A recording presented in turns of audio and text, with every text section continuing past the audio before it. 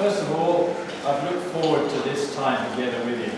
Mai zi de toate vreau să spun că am așteptat cu nerăbdare timpul ăsta cu dumneavoastră. A real affection for Romania. Am o afecțiune reală pentru România. Back in 1969, mai de mult, în 1969, I used to smuggle Bibles into Romania. Aduceam Biblie așa, ilegal, cum se zice în România. And where I went to was the city of Coombs. Dar am fost în orașul Cluj. And it's a bit scary when you came to the border, getting into Romania. E spăimântător așa puțin faza asta de a trece granița și a intra în România atunci pe vremea aia a fost. But we never got caught. Dar n-am fost niciodată prinși. In Czechoslovakia, we once got caught. În Cehoslovacia am fost odată prinși. We had, however, on the van that we were driving, aveam un microbuz pe care îl conduceam. Romanian flood relief. Și pe el scria că sunt ajutoare pentru cei care au avut inundații în România. So they thought we were coming to Romania. Ei credeau că noi mergem în România. And we were able to go through Czechoslovakia and into Austria. Și am putut să trecem prin Cehoslovacia în Austria. So we survived. Deci am supraviețuit. Just something about my dear friend Bryn. Cum am spus ceva despre prietenul meu drag Bryn. We've traveled together in many nations around the world. Am călătorit împreună în multe țări în lume. And God has given him a unique gift in the prophetic word. Și Dumnezeu i-a dat lui un dar unic în slujirea profetică. He sees and prays with people that I never get to see or pray with. El are ocazia să se întâlnească cu oameni, să se roage cu oameni cu care eu nu am ocazia. And one of those situations was praying a couple of times with the Prime Minister of England. Și una dintre aceste ocazii speciale de care spun este că a avut ocazia să se roage de 2 ori cu primul ministru al Angliei. He was interested in receiving a prophetic word. Care era interesat să primească un cuvânt profetic. And he got it. Și l-a primit. Sorry? Did you say something? No, Bryn's I didn't say anything. No. See, I'm speaking on his behalf because he would never tell you this. Eu vorbesc așa în dreptul lui pentru că el niciodată nu va spune vouă chestiile astea. And when we were in India together, când am fost în India împreună, I was on with him on this particular occasion, but the premier of what was the state? South Africa. Yes, South Africa, but the premier that you prayed with. We prayed with the Premier. That's a free state. Free state. And so he is on the plane with his wife, waiting for the plane to take off. Who was on the plane? Bryn was, not me. Okay. Bryn era într-o situație, urma cu soția lui, urma să se îmbarce cu un avion să plece. And along comes the premier of that state. Și apare premierul acelui stat. And the plane is not allowed to leave. Și avionul încă nu avea voie să plece. She wants to get prayed for by Bryn.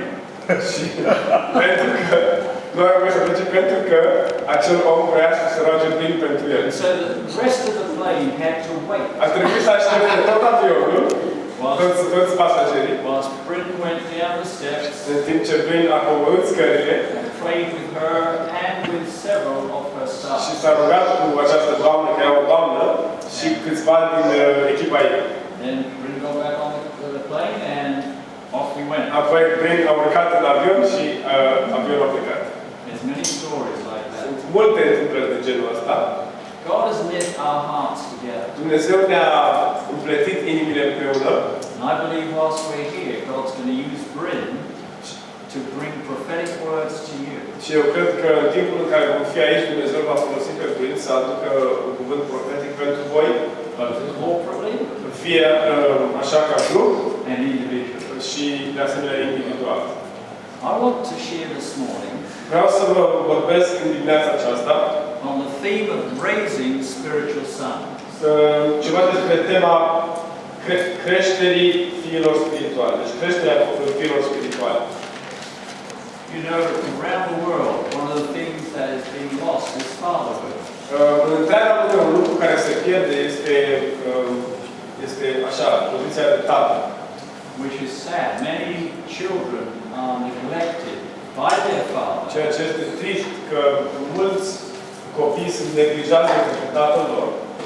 And therefore, they are fatherless. Și din cauza asta sunt pur și simplu lipsiți de tată. Now, raising spiritual sons is a biblical thing. Să crești fii spiritual este o slujbă biblică. For instance, De exemplu, Moses produced Joshua. Moise l-a crescut pe Iosua.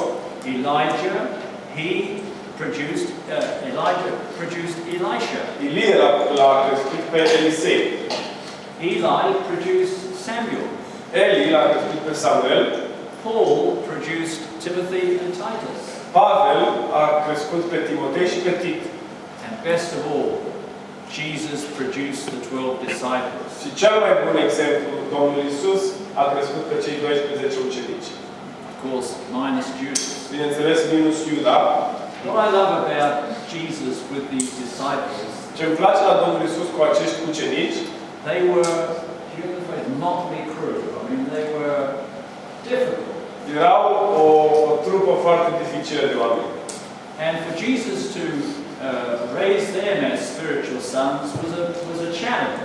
Și era așa, ceva dificil ca Domnul Iisus să-i crească pe ei ca fii spirituali. You had Peter. Îl aveai, de exemplu, pe Petru. We have a saying that he used to put his foot into his mouth. E o zicală în engleză că își punea piciorul în gură. Because he was always interrupting, always challenging. Adică tot timpul întrerupea, tot timpul punea la îndoială ce se spunea. Once when Jesus said, I'm going up to Jerusalem today, Odată când Domnul Iisus a zis, mergem la Ierusalim astăzi, Peter took hold of him. Petru l-a apucat. He said, you can't do Și a that. zis, n-ai voie să faci asta. And Jesus said these words, Și Iisus i-a spus cuvintele astea. Satan, Înapoi a mea, get behind me. Satan. I would have liked to be Peter that Nu day. mi-ar fi plăcut să fiu Petru în ziua aia. Satan, get behind me. Înapoi a mea, Satan. The first thing I want us to talk about is the nature of a true spiritual son. Primul lucru despre care vreau să vorbesc este natura unui adevărat fiu spiritual. First of all, he is of kindred spirit. Mai întâi de toate are un duh smerit. Zicem așa. In Philippians 2, verses 19 to 20, În Filipeni 2, de la 19 și 20, if you would like to read that out for me. read it in Romania, right? Yes. Deci, Filipeni 2 cu 19 și 20. Vreau să vă spun aici că în engleză este acolo o exprimare care nu găsim în română. Nădăjduiesc în Domnul Iisus să vă trimit în curând pe Timotei, ca să fiu și eu cu inimă bună când o să am știri despre voi. Căci n-am pe nimeni care să-l împărtășească simțirile ca el și să se îngrijească într-adevăr de starea voastră. For I have no one else of kindred spirit Căci n-am pe nimeni care să-l împărtășească simțirile, spune în românește, în engleză spune că n-am pe nimeni care să aibă un duh who will genuinely plând, da? be concerned for your welfare. Adică, mai departe, în versetul 21, cineva care chiar să se gândească la foloasele voastre. Next, he is fulfilled in serving his spiritual father. Deci, el este împlinit în slujirea Tatălui lui spiritual. We find in Philippians 2:22 Vedem în Filipeni 2 cu 22 that he served Paul in the furtherance of the gospel, că a lucrat, i-a slujit lui Pavel și a lucrat pentru înaintarea Evangheliei. like a child serving his father. Ca un copil care slujește tatăl. And I want you to notice that there is a huge difference between serving a leader Vreau să înțelegeți că este o mare diferență între a sluji unui lider and serving under a leader. și a sluji sub un lider. Serving a leader Să slujești unui lider very often service can be coming out of an independence. Foarte des această slujire poate să se întâmple din cauza unei independențe. So the servant hears the leader's request, Slujitorul aude cererea liderului, but tries to improve it, dar încearcă să îmbunătățească or not to complete it. sau să nu o facă în totalitate. Whereas a servant Pe când un slujitor and who is serving under a care leader, slujește sub un lider, he's interested in every way. What does this leader like, or what does he want? este interesat în orice face el, ce îi place acestui lider, ce vrea el, ce ar vrea el. The perfect example is the Lord Jesus. Exemplul perfect este Domnul Isus. See, Jesus said this: Domnul Isus a spus așa: I only do the things that please my eu Father. fac doar ce îi face Tatălui meu pe plac. Another thing that he said, the works that I do, they're not my works. Un alt lucru care a zis, faptele care le fac eu nu sunt faptele mele, They're my Father's. ci sunt faptele Tatălui meu. And so there's a whole lot of things that Jesus said that had to do with pleasing his Father. Așadar, sunt multe lucruri care le-a spus Domnul Isus, din care vedem dorința lui de a fi pe plac Tatălui. Is coming up here. Keep talking. If we keep talking. Oh, I can keep very good. I'll do that. So the next is he is a clinger, not a kisser. Al treilea lucru despre natura fiului spiritual, el este unul care se apucă sau care se agață, nu doar care sărută. Remember the story Țineți of minte Ruth? povestea lui Ruth? It says that Orpah kissed her mother-in-law. Spune acolo că care numele numește Orfa, da? A sărutat-o pe soacra ei, But Ruth clung to her. dar Ruth s-a agățat de ea, s-a apucat de ea. You have Elijah speaking to Elisha. Îl avem pe Ilie care vorbește lui Elisei And Elijah said to Elisha, și spune așa: stay here, please. stai aici, te rog, The Lord has sent me as far as Bethel. căci Domnul mă trimite la Betel. But Elisha said, Dar Elisei a spus, as the Lord lives, precum Domnul este viu and as you yourself live, și precum tu ești viu, I will not leave așa you. spun că nu o să rămân aici, nu o să te părăsesc. Jesus himself said to the 12, Domnul Iisus le-a spus celor 12, do you want me to go away also? Do you? vreți să plec și eu? Simon Peter answered, Lord, Sau nu vreți să plecați și voi to de la mine? whom shall we go? Și Petru a spus, Doamne, unde să ne ducem? You have the oxygen tank. Tu ai butelia de oxigen. You understand? Înțelegeți? Jesus had the words of eternal Domnul life. Iisus avea cuvintele vieții veșnice. Next, he is a proven worth. Mai departe, este de o valoare dovedită, Not just potential. nu doar potențial. Next, he is content to be an envoy for his spiritual father. Mai departe, Envoy,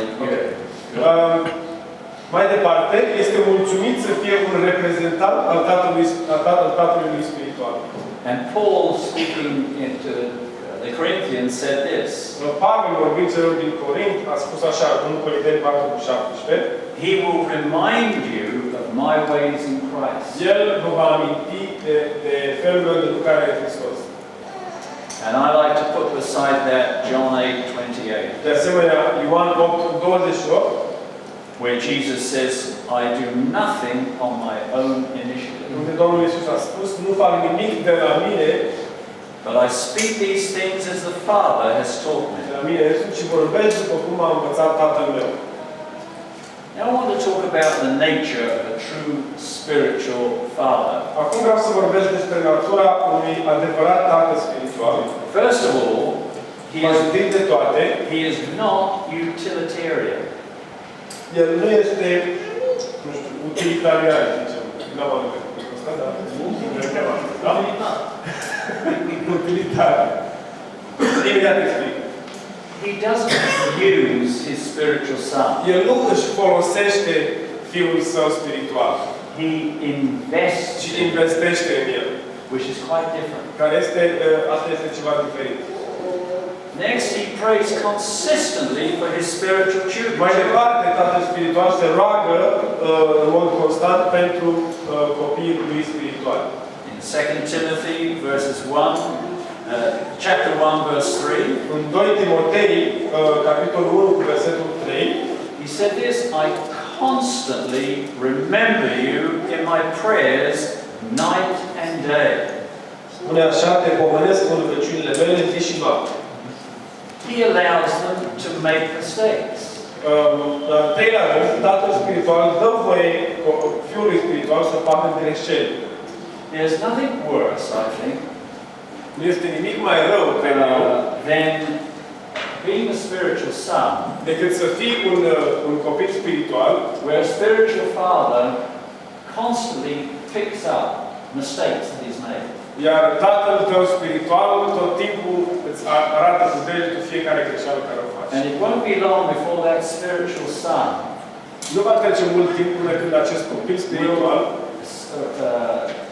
see that he's receiving unrelenting disapproval. va vedea că primește pur și simplu, în mod continuu, primește o dezaprobare din partea tatălui lui. It's like an earthly father Este ca un tată, așa, tată pământesc, with a son cu fiul lui, who's always picking with he's doing things wrong. care tot timpul se ia de el la fiecare pas. He can at school and college get A, and all those departments. Poate la școală să ia mulți de 10 la multe materii, But then he gets a B+. dar apoi, într-o zi, ia un 9. And the father says this, Și tatăl spune așa, so what went wrong with you having a B+? iar de ce te-a apucat acum? Ce s-a întâmplat acum de a ajuns să iei 9? That son is getting beaten up. Acel fiu este pur și simplu apăsat, nu? His soul is being destroyed. Sufletul lui este distrus. Very, very important E foarte, foarte important that they are allowed to make mistakes. ca copilul spiritual, tatăl spiritual să-i permită copilului să facă greșeli. One of my favorite verses, Unul dintre versetele mele preferate, which I told my wife I would like on my gravestone, pe care i-am spus soției mele că vreau scris pe piatra mea de mormânt când o să mor, was this: era următorul.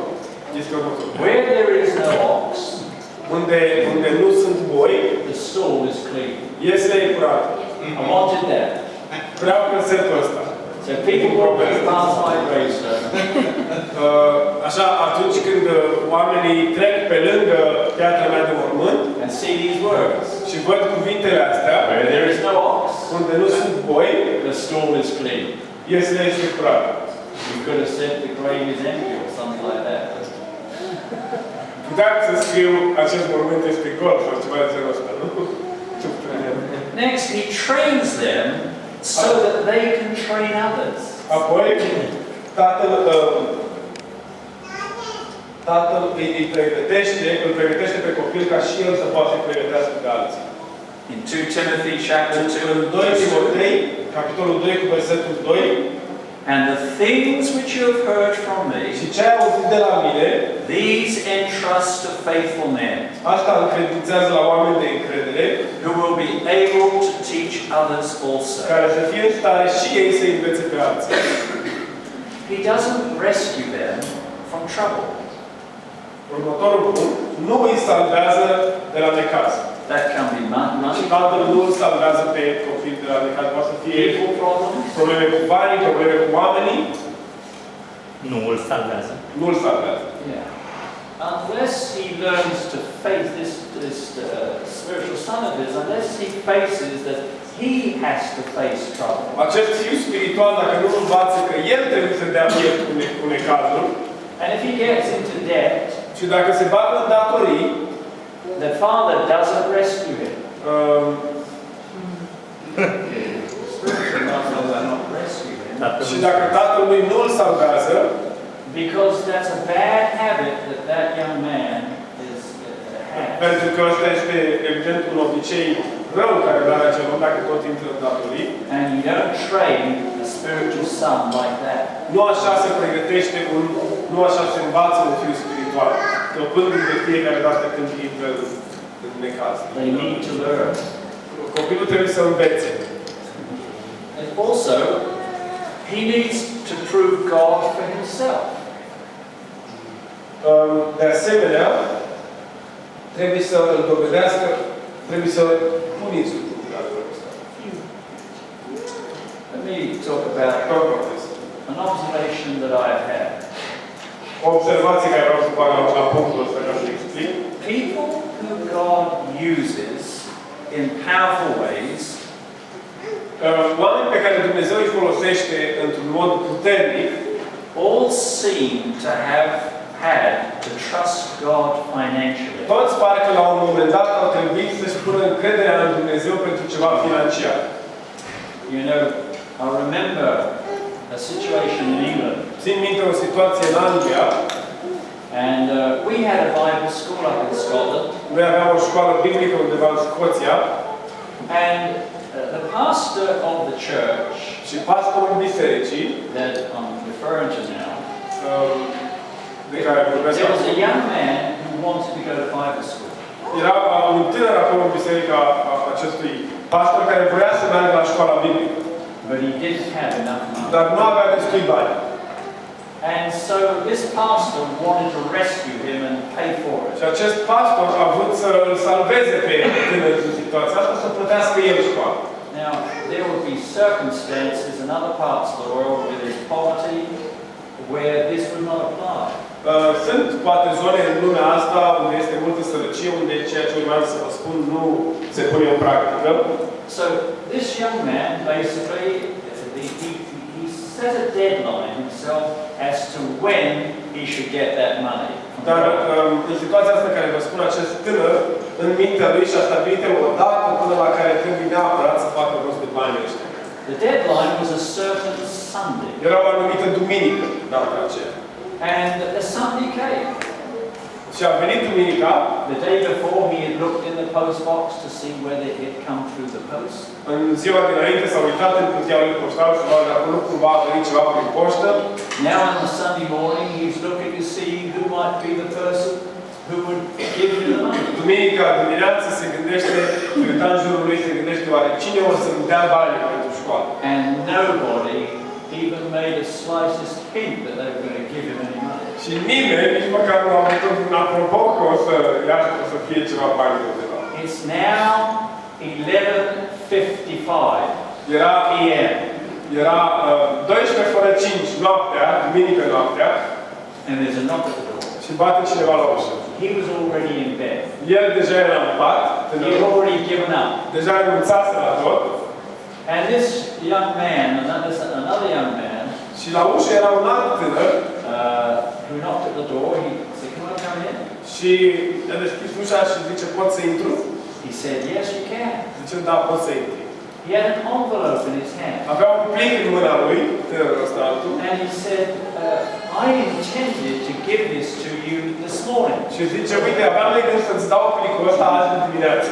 but I forgot." Dar am uitat. And so he had no rest or peace. Așa că nu a mai avut nicio pace și nicio odihnă.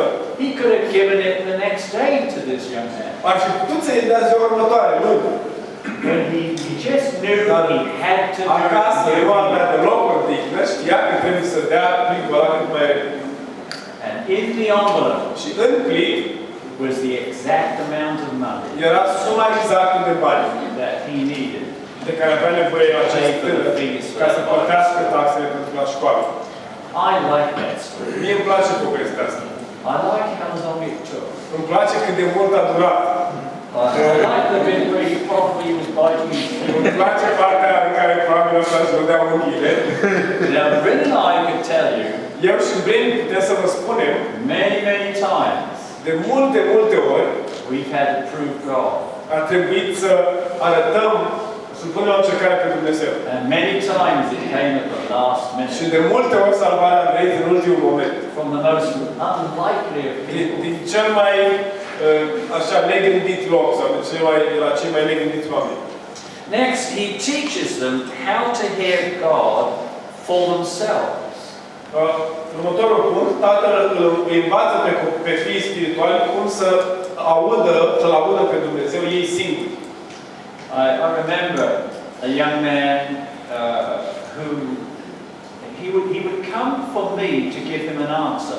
Mă duc aminte de un tânăr care venea la mine ca eu să-i dau un răspuns. And for me there was an illegal dependence upon me instead upon the Lord. Și eu simțeam că există acolo o dependență ilegală se baza pe mine în loc să se bazeze pe Dumnezeu. And he came on such an occasion. A venit într-o situație la mine. It was Christmas Eve and Christmas Day. Era în ajunul Crăciunului și în ziua de Crăciun. So the church had a Christmas Eve, a celebration. Biserica avea un program de ajun.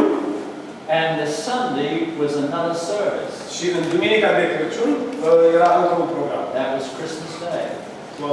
În ziua de Crăciun. So he said to me, Barney, what shall I do? El a venit la mine și mi-a zis, Barney, ce să fac? He said, my father, who was a tug pilot, boat, Tatăl meu, care este pe un vas, he's coming in Friday on the evening, Saturday evening, ajunge sâmbătă seara la noi acasă. and I'm going to pick him up. Eu mă duc să-l iau. So he said, what shall I do? Shall I take him home and stay with him there? Ce să fac? Să-l duc acasă și să stau cu el la noi acasă?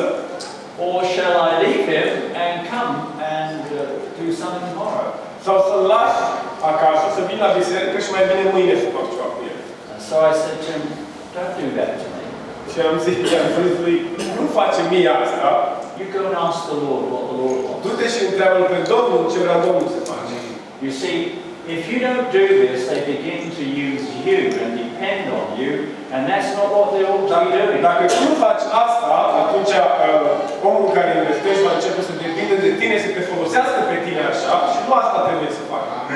They ought to be finding out the will of God for themselves. Acel om trebuie să găsească voia lui Dumnezeu el însuși. And lastly, in this section, și ultimul punct din această parte, he views bureaucracy as the enemy of family. Tatăl spiritual vede birocrația ca dușman al familiei. I'm not talking about earthly family. Nu mă refer la familia pământească, sau poate și în cazul acela. The family I'm talking about is the family of God. Familia de care vorbesc este familia lui Dumnezeu. And one of the things that we believe with all our hearts Un lucru pe care noi îl credem cu toată inima noastră este acesta. That the body of Christ is essentially relational. Că trupul lui Hristos este în esență relațional. Throughout all the churches that God has blessed us with around the world, În toate bisericile cu care Dumnezeu ne-a binecuvântat în întreaga lume, that is one of the main statements that we establish. asta e una dintre declarațiile principale pe care le-am stabilit. Paul talked about this. He said, we are members of Christ, Pavel a vorbit despre asta și a spus, suntem membri ai trupului lui Hristos and individually și individual members one of another. suntem mădulari unii altora. See, a lot of us think we're members of Christ and forget that second part. Mulți dintre noi credem că suntem mădulari ai trupului Hristos, dar uităm a doua parte că suntem mădulari unii altora. As I look down at you this morning, Când mă uit la voi de aici în dimineața asta, you are a body. voi sunteți un trup. Members one of another. Mădulari unul altuia. Very important. Foarte important. Love one another. Că vă iubiți unii pe alții. Do you remember in Acts they said, see how they love one another. Țineți minte, în fapte au spus că oamenii vedeau cum ei se iubesc unii pe alții. Bureaucracy is a bit like this. Prin birocrație mă refer la ce urmează să vă spun acum. I was the pastor of a church, Eu eram pastor al unei biserici and the associate pastor și Și pastorul asistent, who was there before I was, care de fapt fusese în biserica asta dinaintea mea, he wanted to help. el vrea să ajute. So his way of helping me was to, like for instance, he would write out the list. Modul lui de a mă ajuta pe mine era cam așa. Făcea o listă That would say, all right, you start at 9 o'clock în care spunea așa: începem treaba la ora 9, and we stop for the worship at 9:20. începem programul, scuze, la ora 9, oprim închinarea la 9 și 20. Now this is all that has to be right on the time. Și el spunea, asta trebuie să fie așa, la fix, exact cum scrie aici. And then the notices. Apoi anunțurile, That there was a figure, there was a dar time era pentru to fiecare each moment din program un anumit număr de minute. And in the end I couldn't stand it. Și la urmă eu n-am mai putut să suport așa ceva. Because I don't work that way. Pentru că eu nu pot să lucrez așa. So I said, I felt like I was in Saul's army. That's probably it. Simțeam că sunt în armătura lui Saul, cam așa. And David couldn't fit into it. Și David nu intra în armătura aia. All David needed was a sling and a stone. David avea nevoie doar de o prașcă și o piatră. Or 5 stones. Sau 5 pietre. One was enough, but Deși una era destul, dar avea 5. now David was comfortable. Acum, David a fost în largul lui, nu? So that bureaucracy thing, Această, prin birocrație, la asta mă refer, I can understand it. nu pot să suport așa ceva. I suppose in this country you have such a thing as the civil service. Cred că în țara la voi aveți asistență socială. They are not members of parliament. Ei nu sunt membri ai Parlamentului, They are civil servants. ci ei sunt slujitori civili, da? Deci asistență socială. And they spend a lot of time Și oamenii ăștia petrec mult timp trying to manipulate the MPs to spend money Prime Minister. that was never voted on. ei, de la asistență socială, să știu, încearcă să îi facă pe cei din guvern să cheltuie bani pe lucruri care poate inițial nu s-au votat în Parlament. They think they're in control. Ei cred că ei sunt în control. Are there any civil servants here? Este cineva dintre voi care lucrează în serviciul ăsta? Does anyone listen from their hand up? Ridicați mâna dacă e cineva. They are dodging. They think deceitful things. Ei fac tot felul de lucruri înșelătoare. And like for instance, the Prime Minister thinks he's in charge. De exemplu, primul ministru crede că el este în conducere. It's not. He's not in charge. It's his secretary who's in charge. Dar nu el este în conducere, secretarul lui sau secretarul lui este în conducere. Let me continue. Bun, hai să continuăm. 20 ways a spiritual father draws out and develops the life of God in a spiritual son. Următorul, așa, capitol se numește 20 de moduri prin care un tată spiritual alege și dezvoltă viața lui Dumnezeu într-un fiu spiritual. First of all, he has a revelation that this son has been entrusted to him to be raised as a son. În primul rând, deci punctul 1, Tatăl are o descoperire, o revelație că o persoană a fost încredințată ca să o crească ca fiu sau fiică spirituală de Dumnezeu. Secondly, Punctul 2, he finds ways that they can spend time together. Tatăl spiritual sau Părintele spiritual găsește modalități prin care să petreacă timp cu copilul, cu fiul spiritual.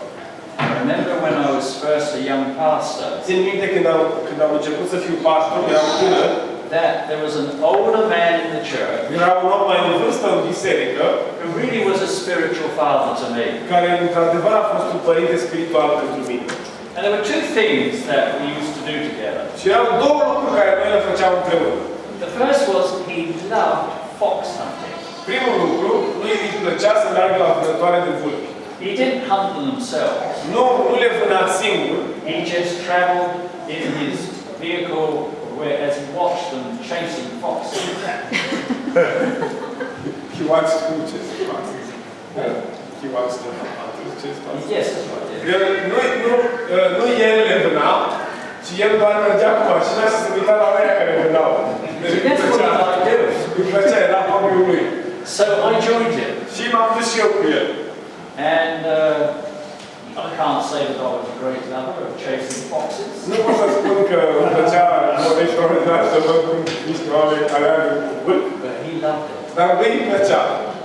The other thing that we did together Al doilea lucru care îl făceam împreună, was that we would go around the villages of the town where we were, mergeam prin satele din jurul localității unde eram noi, handing out a Christian magazine, dădeam o revistă creștină, which was full of testimony. care era plină de mărturii. And we would knock on the door, Băteam la uși and if no one was in, then we would leave it și there. dacă nu răspundea nimeni, lăsam revista acolo, But it gave us an opportunity if there were some people there, dar ne dădea ocazia, chestia asta ne dădea ocazia, dacă era cineva acasă totuși, not only to give them the magazine, nu doar să le dăm revista, but to find out if they had any needs, ci să-i întrebăm dacă au vreo nevoie, so that we could pray with them. ca să ne rugăm pentru ei. And I learned a lot from Sid Chiu. Și am învățat mult de la acest om. I'll tell you one of the things that when he was talking to me, he would say this. Când el vorbea cu mine, îmi spunea așa. See, he didn't call me Barney. El nu îmi spunea Barney, He called me old chap. îmi spunea băiete sau flăcău sau ceva de genul ăsta, da? Listen to me, old chap. Ascultă-mă, flăcăule. Never give a woman a lift in your car without your wife being present. Niciodată să nu duci o femeie cu mașina fără să fie soția ta cu tine. I have kept that right up to now. Eu m-am ținut de asta până acum. If it was two women in the car, that's different. Dacă erau două femei pe care trebuia să le duc cu mașina, asta e altceva. Let me tell you something. O să vă spun ceva. I have seen over many years, Am văzut de-a lungul multor ani, and it's now probably 55, 56 years acum sunt vreo 55-56 de ani, of serving the Lord de Jesus. slujire I'm eternally grateful to that man for what he has said. și sunt recunoscător veșnic acestui om pentru ce mi-a spus.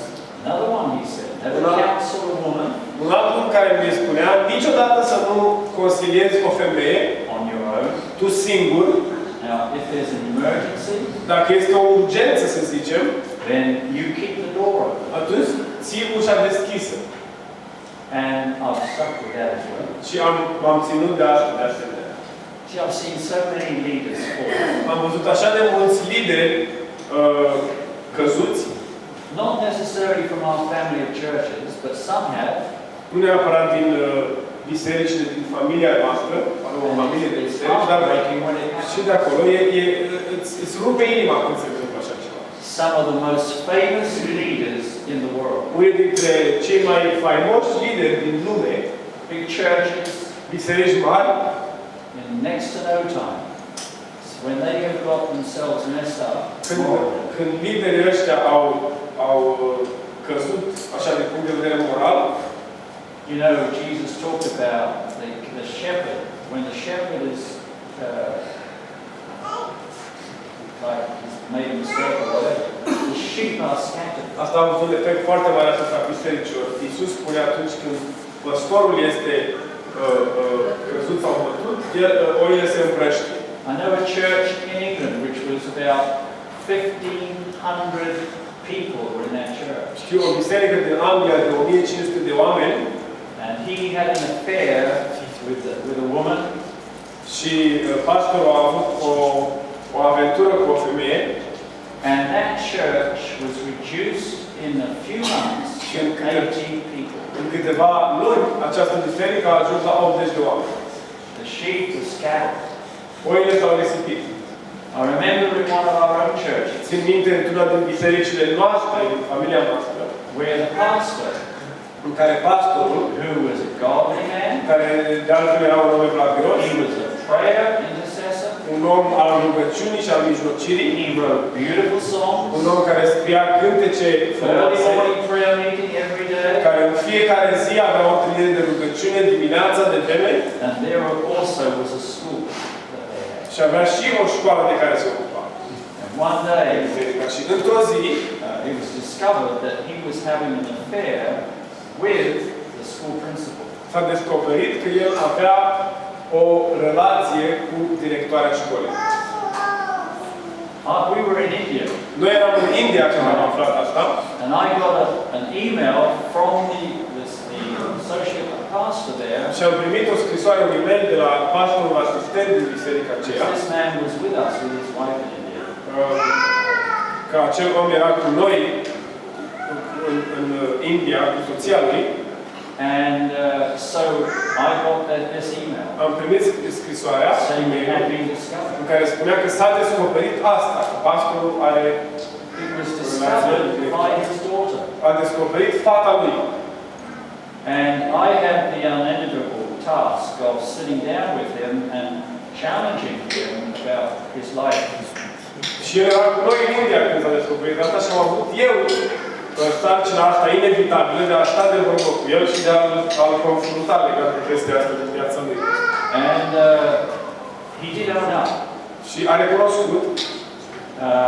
So I said to him, well, your wife is here, you better go and share with your wife. Și i-am zis atunci, bun, soția ta este aici, ar fi bine să te duci să-i spui. I said, if you want Jeanette and I to come around to your room, Dacă vrei, he said that won't be necessary. dacă vrei să venim și eu cu soția mea cu tine, când faci asta, el a zis, nu e necesar.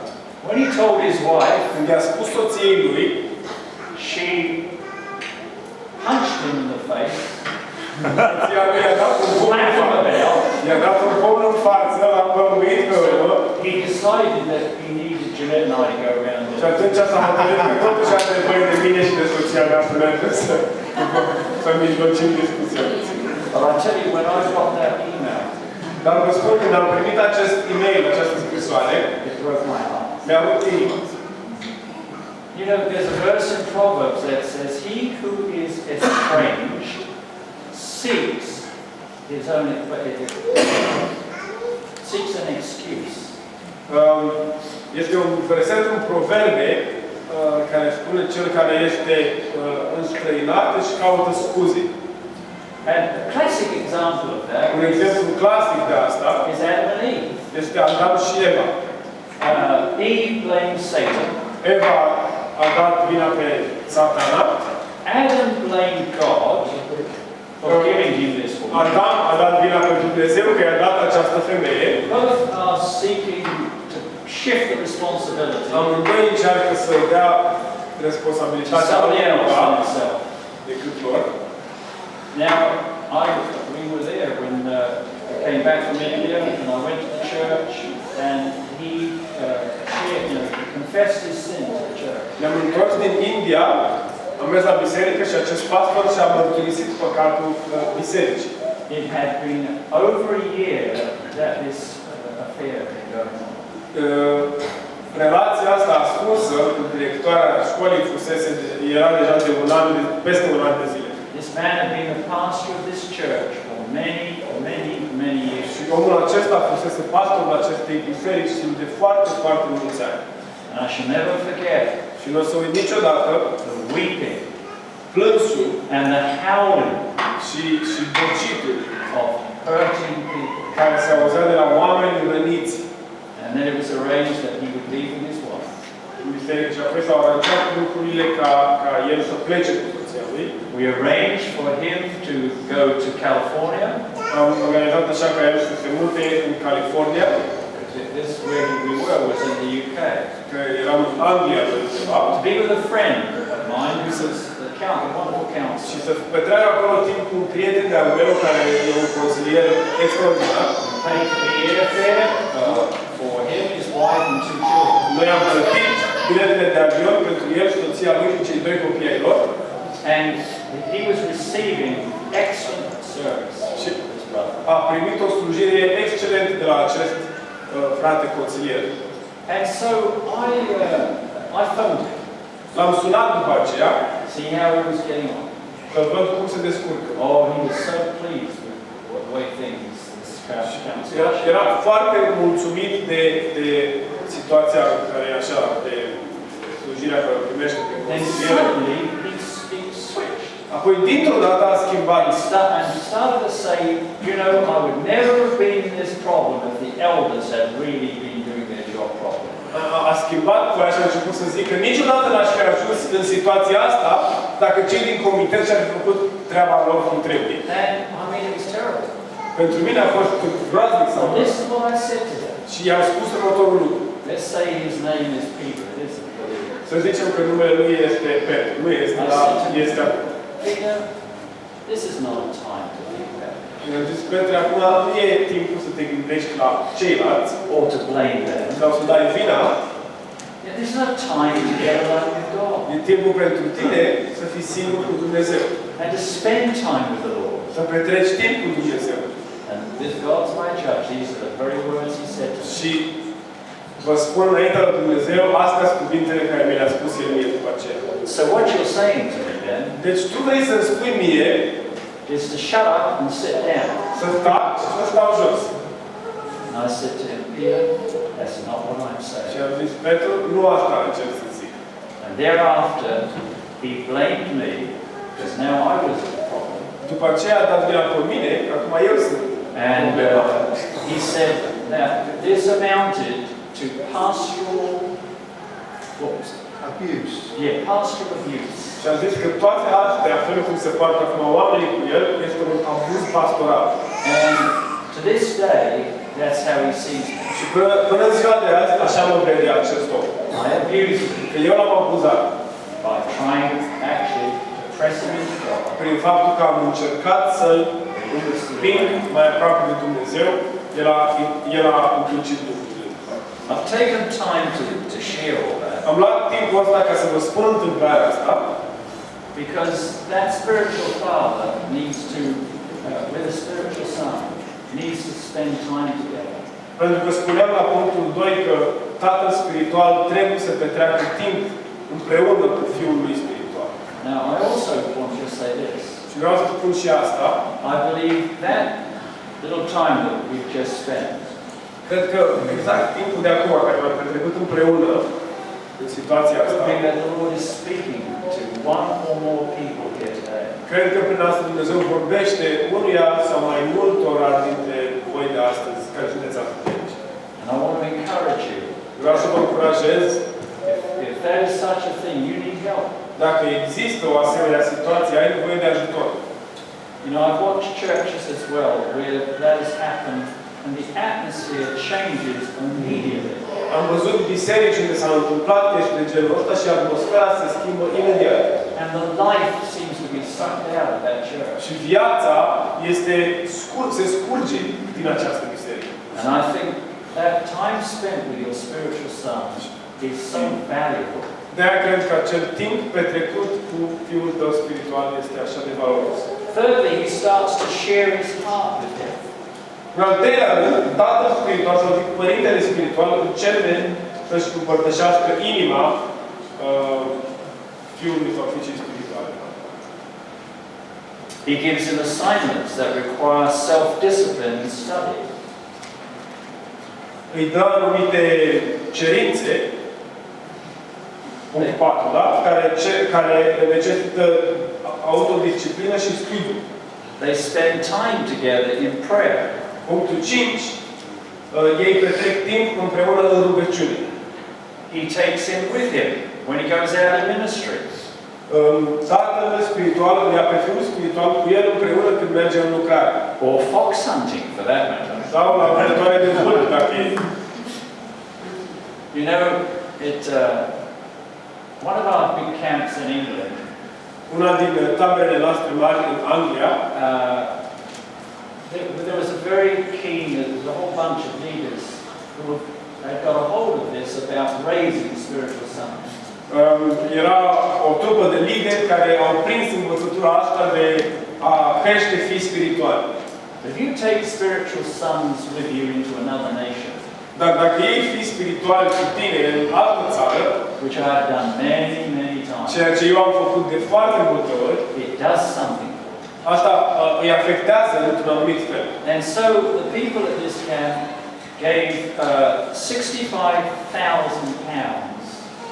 Și oamenii de la această tabără care vă spun, care pun accentul foarte mult pe creșterea fiilor spirituali, au dat 65.000 de lire sterline for me to use mi-au dat mie ca să-i folosesc to support young people coming with me. ca să pot cu banii ăștia să iau oameni cu mine, tineri cu mine când mă duc în lucrare. Now they had to do their own part in that. It wasn't total freebie.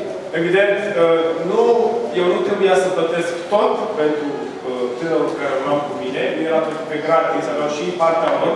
But it was a wonderful time to spend with these young Dar guys. era o ocazie minunată în care puteam să petrec timp cu acești tineri. 7, he shares and explains his life message. Suntem la 7, nu? El împărtășește și explică mesajul vieții lui. I'd like to say this to all of you here. Vreau să vă spun asta tuturor care sunteți aici. You need a life message. Aveți nevoie de un mesaj al vieții. Something that is on your inside, is in your spirit. Ceva care este în interiorul tău, în Duhul tău. And you're able to explain it. Pe care să poți să le explici. I remember the first time I discovered in Ephesians. Țin minte prima dată când am descoperit în Efeseni, And he gave some to be apostles, some to be prophets, some to be unde evangelists, spune a dat pe unii profesi, pe unii apostoli, pe unii evangeliști, some to be pastors and teachers, pe unii păstori și învățători, to equip the saints pentru echiparea Sfinților, cum? Desăvârșirea Sfinților. for the saints to do the work of ministry. Da, ca Sfinții să facă lucrarea de slujire. See, a one-man minister is not going to do that. Deci un om slujitor nu are cum să le facă cu toate astea. Our job is to equip them. Treaba noastră este să-i pregătim pe oameni. Amin. Then to do the work of Să ministry. echipăm pe ei ca ei să facă lucrarea de slujire. Otherwise we keep them in permanent childhood, Altfel, îi ținem într-o copilărie permanentă. when we ought to all be growing up in all ways into Christ Jesus. Pe când, de fapt, noi toți trebuie să creștem, să ajungem la statutul Părinții lui Hristos. Next, he shares and explains his life message. Have I just said You that? just Oh, very good. Well, you needed to hear it twice. Deci am zis că împărtășește și explică mesajul vieții lui, da? Deci, Number 8, he corrects it. punctul numărul 8 îl corectează, Tatăl îl corectează. Hebrews 12, verse 7. Evrei 12:7. For what son is there whom his father does not discipline? Deci ce fiu este acela pe care Tatăl nu îl corectează sau nu îl disciplinează? And this will be the last one before we have a break. Și asta o să fie ultimul înainte de pauză. Number 9, he doesn't overlook character flaws, Nu trece cu vederea slăbiciunea ale caracterului, but patiently, dar cu răbdare lovingly, și cu dragoste disciples him out of that. îl ucenicizează, îl ajută să iasă din acele slăbiciuni. That's called accountability. Asta se numește dare de socoteală sau tragere la răspundere. So we're finished here. Încheiem aici. Dear Heavenly Father, Tatăl din ceruri, we thank you for your loving care. îți mulțumim pentru grija și iubirea ta. Remember your word that says, like a father pities his children, Ține minte cuvântul tău, că așa cum un tată, so the Lord pities his children. un tată are milă de copiii lui, așa și Dumnezeu, tu, Doamne, ai milă de noi. I pray, Lord, that your Holy Spirit this morning Cer, Doamne, Duhul Sfânt în dimineața asta, would sow into our hearts Duhul Sfânt să intre în inimile noastre everything that came from you și să scrie în inimile noastre tot ce a venit de la tine, and everything that did not come from you. iar tot ce nu a venit de la tine, I pray that it shall be something that falls to the mă ground rog să fie ceva care cade la pământ and carries no influence in it whatsoever. și nu are să nu aibă nicio influență deloc. I pray that in Jesus' name. Mă rog în numele lui Iisus. Amen. Amin.